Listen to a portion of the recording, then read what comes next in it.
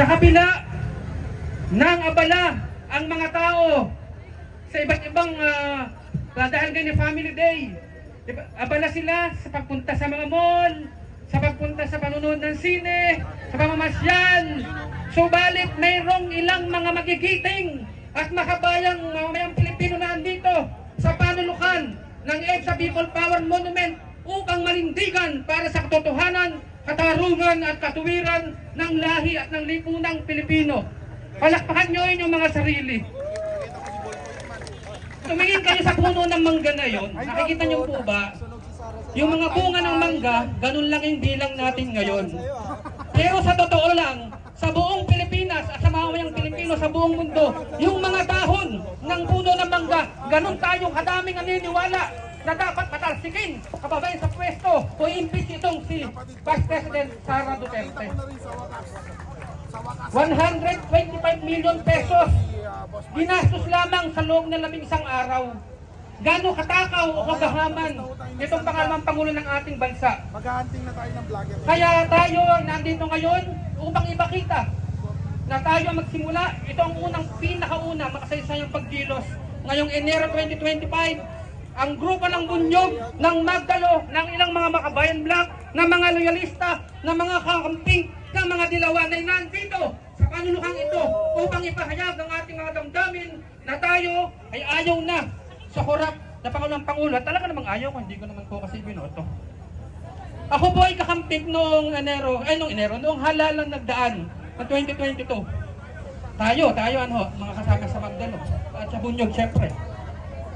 Subalit, sa pagkakataong ito, ako'y nananawagan. Ating ingatan at protektahan ang ating Pangulo ng Republika ng Pilipinas na si Bongbong Marcos. Dahil kapag may nangyari sa kanya hindi maganda, naku po, balik na naman tayo sa madilim na bahagi ng mga Duterte. Kaya ingatan natin siya kung kailangan ipaglaban. Yan, sa totoo lang ang Pangulo, hindi ko siya kaibigan, hindi siya kakilala. Dahil kakamping nga ako, Lenny Robredo ako eh. Pero sa pagkakataong ito, hindi lang siya makakapaghayag ng kanyang damdamin sa impeachment. Pero sa tingin ko, ang puso niya ay nasa atin.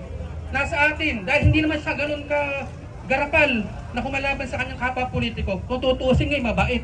Yung inakala nating masamang Pangulo, pa rin mabait naman pala ngayon. Oh, di ba? Kaya pagtawag natin siya at ating siyang protektahan na walang masamang mangyari sa kanya. Dahil atat na yung Duterte na makaupo sa peso. Hindi natin papayagan yun dahil kinakailangan yun pa lamang.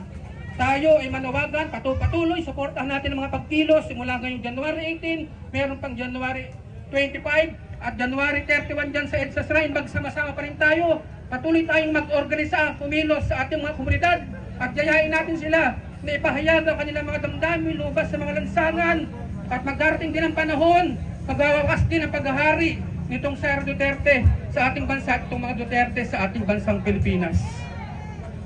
Kaya maraming salamat sa inyong lahat. Unuulit ko, hindi ako maka-BBM. Pero sabi ng ating Pangulo nung nakaraang SONA, bago siya magtapos sa SONA niya, sa talumpati, patuloy tayong lumaban sa mali at masama. Natatandaan niyo, sinabi niyo yan. At ipaglaban natin ang tama at mabuti na siyang ginagawa ng bawat isa sa inyo ngayon na nandito. Kaya tayo patuloy na lumaban sa tama at mabuti at laban natin ang mali at masama itong mga Duterte. Isulong natin ang sanglipo ng makadiyos, makatao, makakalikasan at may patayog na mithiing makabayan na may pagkakapantay-pantay na perspektiba. Maraming salamat at mabuhay kayong lahat. Sara Duterte! Sara Duterte! Impeach! Sara Duterte! Impeach! Maraming salamat, mabuhay kayong lahat, pagpalain kayong dakilang may kapal.